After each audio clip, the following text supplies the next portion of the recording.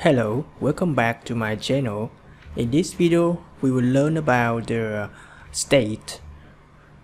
So state using for saving data, information in component, and auto render when changing data.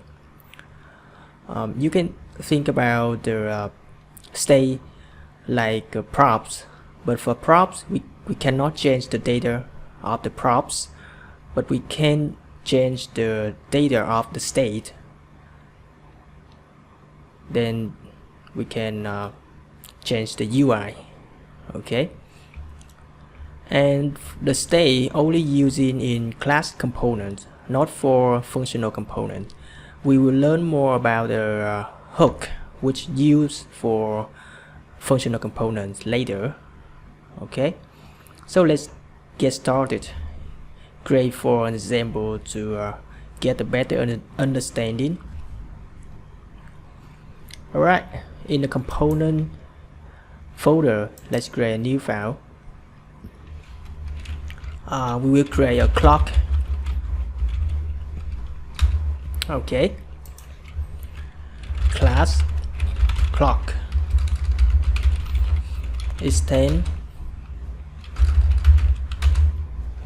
component and export default the clock component.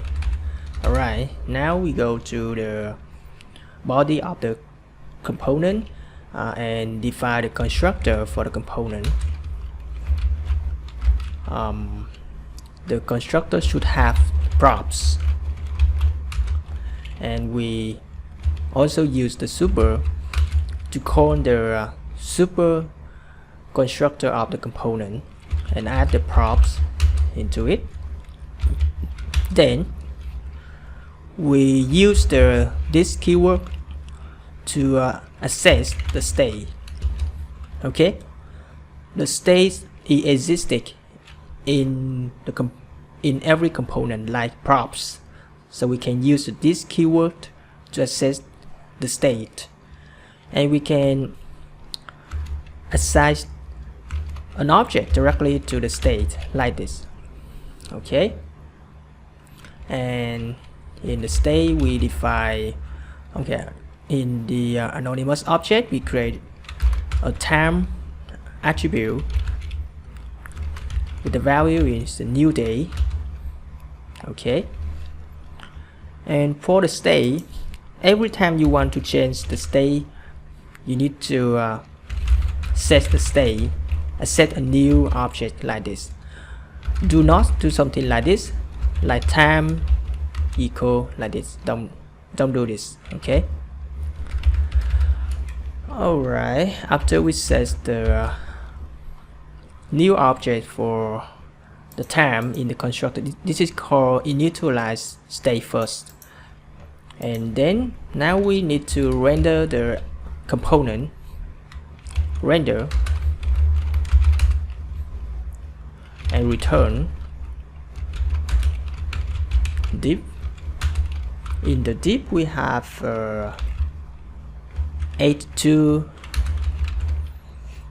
with the this state and time to local time string.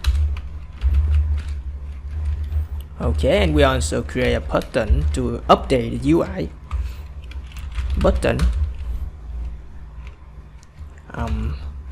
with the content, with the title is update the time, and we need to define the on click. And let's create a function for update the time. Because we are in a component class, so we can directly define a method like this.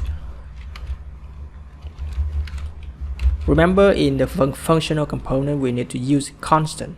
Okay, constant keyword before we create the name of the method, but for component class we just directly type the method name and define the body of it. Okay, and in this method we just access the set state. So this function existing in the component, so just use set state to change the state. Or we can also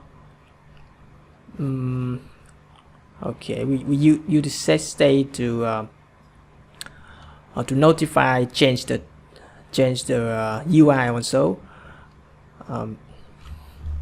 because when you change the state by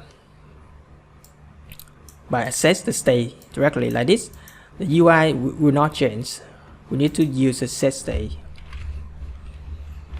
Okay, in the set state we create a new anonymous object with the attribute time and the new date. Okay, we just update the new day for new date time for the state like this. And on the click we just call the methods this update time. So again, in the class component we always use this keyword to access the attribute, access the function. Don't forget that. Okay. Alright, now we will go back to the object and add the clock.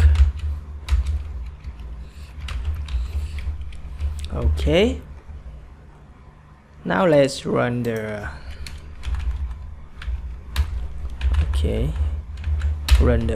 program.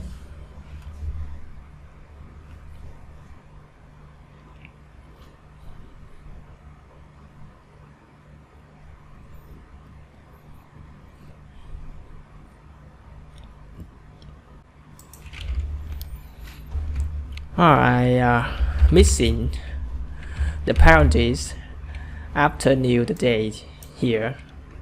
Okay.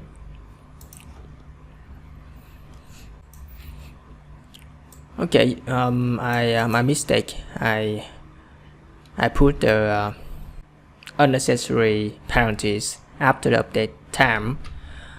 For the on click, we just add the function, not add the parentheses, because when you do that, that means you are calling you will call in the function directly.